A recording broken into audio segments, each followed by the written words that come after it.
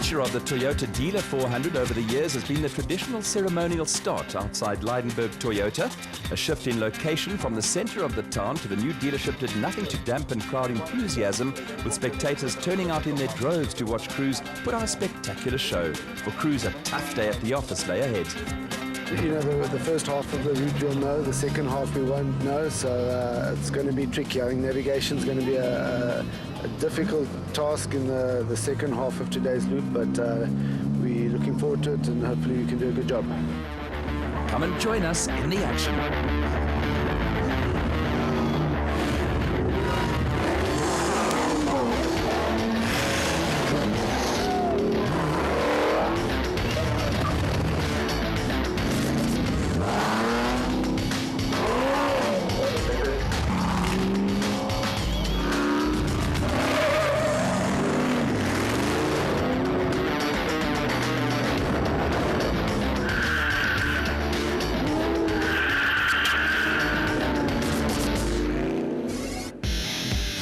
The route for the Toyota Dealer 400 was made up of two 175-kilometer loops with a compulsory 15-minute service break at the end of the first lap.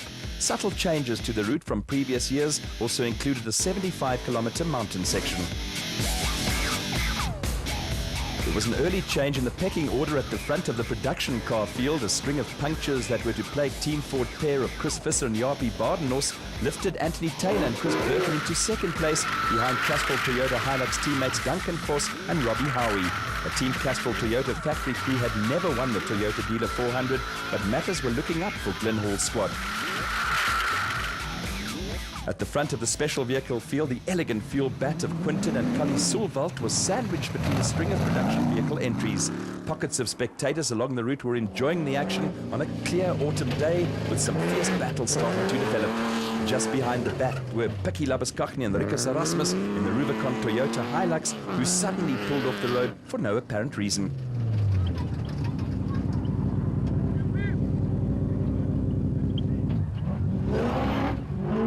While the Rubicon Toyota was stationary, the RFS BMW X3 of Hannes Grobler and Henny Testege went steaming past to move into third place amongst the production vehicles.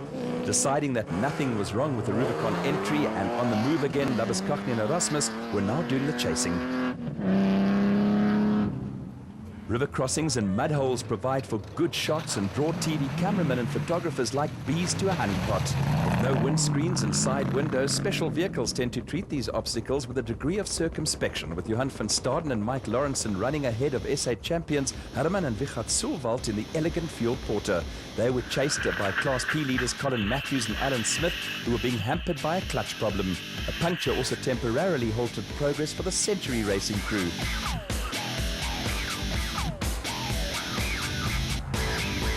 KwaZulu-Natal crew of Clint Gibson and Gary Campbell were running just over 3 minutes behind the leaders in another steady performance in the Gibson Racing Porter. A good battle was developing between the KZN pair and Nardus and Louis Alberts, who had narrowed a gap of 58 seconds at the start to just over a minute.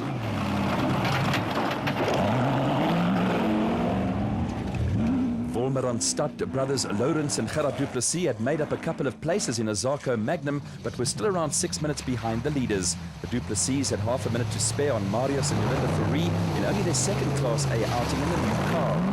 Behind them, Kobus van Tonner and Freddie Kriel were putting together a solid performance in the Unifreight Ford Ranger, which started its racing life as a factory car. Two punctures also delayed former SA champion Evan Hutchinson and Mpumalanga resident Dani Stassen, who were playing a catch-up game in the new Motorite Bat Venom.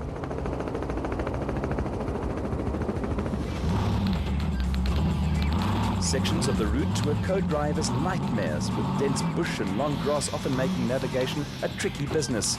Hidden rocks and tree stumps known in the trade as lurkers also call for extreme caution.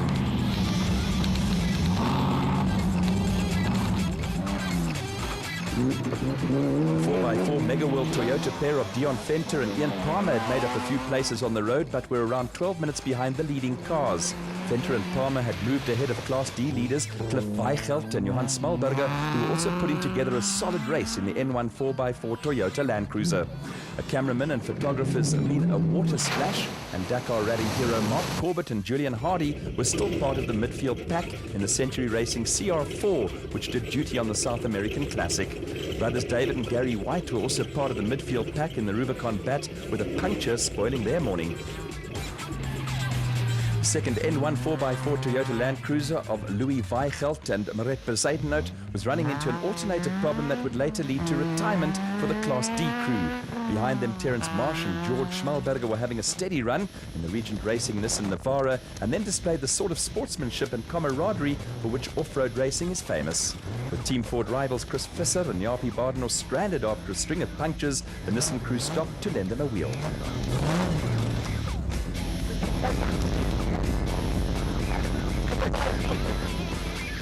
Looming up in the dust behind the Ford and the Nissan were the impressive Dirk Pitter and Koos Claessens, who had a handy lead in Class E in a Toyota Hilux. After crossing the Dullstroom Road to Enkeldurings and Roos-Senekal, the final stretch of the loop took competitors back to the designated service point via the Leidenburg airfield.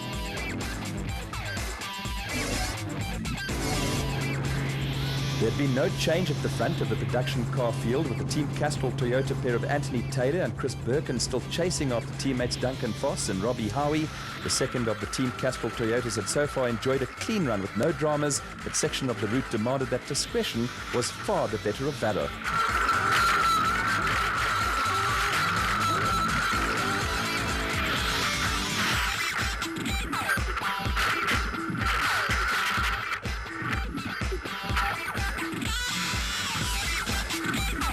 Taylor and Birkin were embroiled in a little tussle with the Atlas Copco bat of Johan van Staden and Mike Lawrenson, who were lying second in the special vehicle category.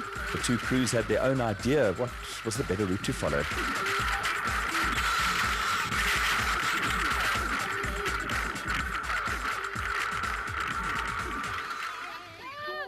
Local youngsters were enthusiastic spectators at strategic points along the route, cheering on crews and loving every moment of it.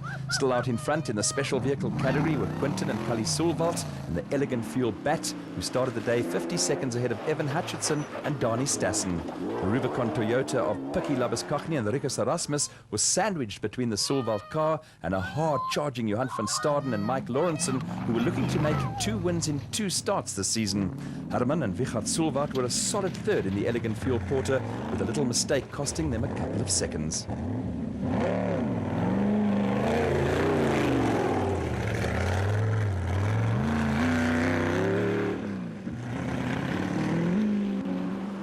The South African Special Vehicle Champions were followed by the RFS BMW of Hannes Grobler and Henny Testeger, with some slippery stuff also providing Clint Gibson and Gary Campbell with a little excitement in the Gibson Racing Porter.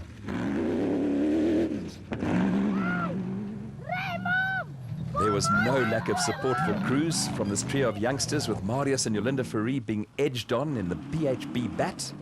The Fouries were running at the front of a little train of cars that included the father and son combination of Nardus and Louis Alberts in the Rapsa Bat, and brothers Lawrence and Gerard du Plessis in the Zarco Magnum, who are back in the ABSA Championship fold after a lengthy sabbatical.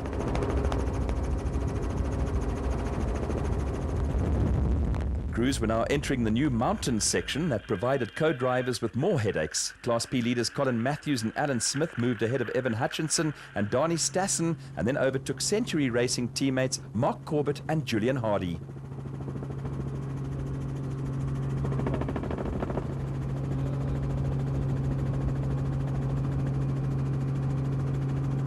A little further down the road, Hutchison and Stassen and Corbett and Hardy realized they were on the wrong route. They backtracked and Corbett and Hardy nipped in ahead of Kobus van Tonner and Freddie Creel. It was Piccadilly Circus at peak hour, and the 4x4 Mega World pair of Dion Venter and Ian Palmer then joined the fun, along with David and Gary White. It was all very confusing, with cars milling around on top of a mountain.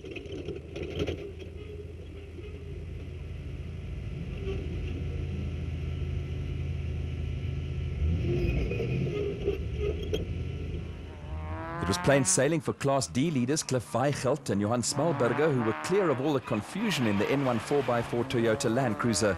Behind Weichelt and Smalberger, Limpopo crew of Naim Musaji and Rayhan Borhania and Terence Marsh and George Schmalberger were not sure of their bearings, with the Regent Racing Nissan Navara tippy-tapping down the mountain in gingerly fashion.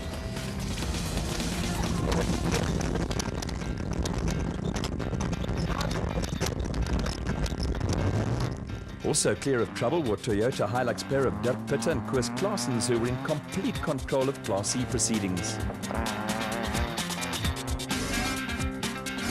The two-team Castrol Toyota Hilux entries were the first cars into the designated service park for the compulsory 15-minute stop at the end of the first loop of the race. Duncan Voss and Rob Howie were just over a minute ahead of Anthony Taylor and Chris Birkin, with Hannes Grobler and Henny Testege and Pikkie Labuschagne and Rikus Erasmus completing the top 5. Weichelt and Johan Smalberger led Class D and Dirk Pitter and Koos Claessens Class C. On the special vehicle front, first car into the DSP was the Atlas Copco Bat of Johan van Staden and Mike Lawrenson. They had moved 25 seconds clear of Herman and Wichard Sulwald and Nardus and Louis Alberts. The Duplessis brothers were fourth, with Class P leaders Colin Matthews and Alan Smith completing the top 5. After the compulsory stop, the two-team Castrol Toyota Hilux entries continued on their merry way. No factory Toyota had won a Toyota-sponsored event for 13 years, since R.P. Reinecke and Robin Houghton won the 1999 Toyota Desert Race. Duncan Voss, Rob Howie and Anthony Taylor, Chris Birkin looked like putting an end to that statistic, and in style. Prologue winners Quinton and Cully Sulwald ended their race in a mud hole, and Johan van Staden and Mike Lawrenson were now well on track to make it 2 weeks in a row in the Atlas Copco Bat. Van Staden won this race in Class P car 3 years ago, and the Atlas Copco car was slowly edging away from SA champions Herman and Wichard Sulwald.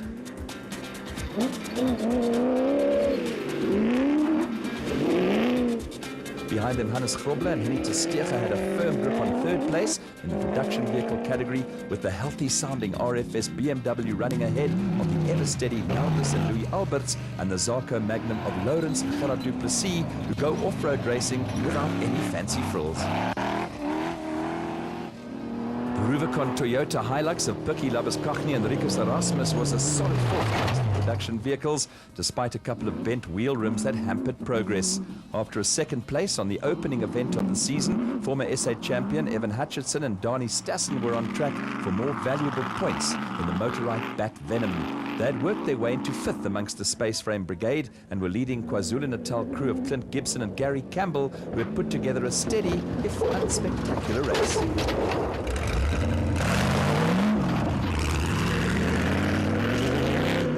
Dad's shoulders make for a nifty vantage point, and steaming down the road were Mark Corbett and Julian Hardy in the futuristic Century Racing CR4, which did so well on the Dakar Rally, with Corbett and former SA champion Francois Jordan finishing just outside the top 20. Corbett and Hardy had also moved ahead of teammates Colin Matthews and Alan Smith, who were soldiering along without a clutch. They had dropped the pair down the pecking order, but they were still totally in control of Class P.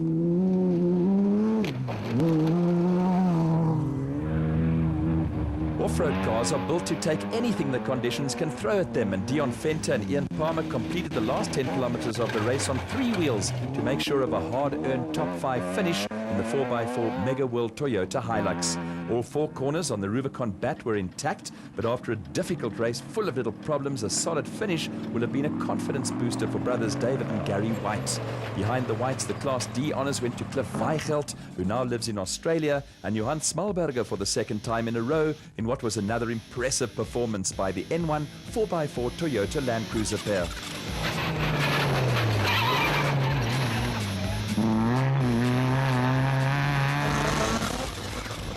Consistency is the name of the game for Terence Marsh and George Schmalberger, and the Regent Racing Team Nissan Navara crew came up with another trademark, no frills or no flirting with disaster type of race. It meant more points in the bag for the pair, who look set to mount another strong championship challenge this year. Behind the Nissan, former champions Chris Visser and Jaapie Badenhorst rescued valuable championship points in the Team Ford Ranger, with the Fossies BMW crew also donating a wheel to the Ford pair, who ran out of spares after a spate of punctures.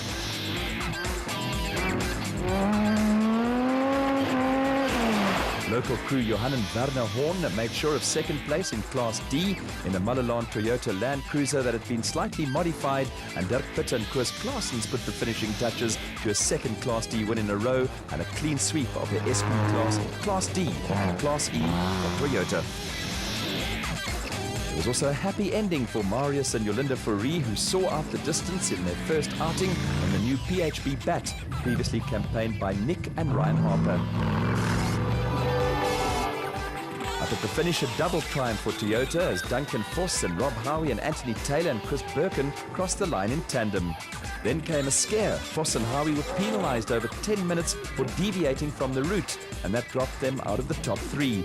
A protest against the decision was upheld, and with 5 minutes of the penalty scrapped, Voss and Howie were reinstated as the winners. Yeah, you know, we're right back in the championship race, so we didn't have a great result the first event of the year, but we worked hard between the two events, and yeah, we're really happy. We had a great day today. We drove really well. Conditions were tricky, but you know, not just for the driving, but navigating, they were really tricky, and we were right back in the hunt, so we're ecstatic.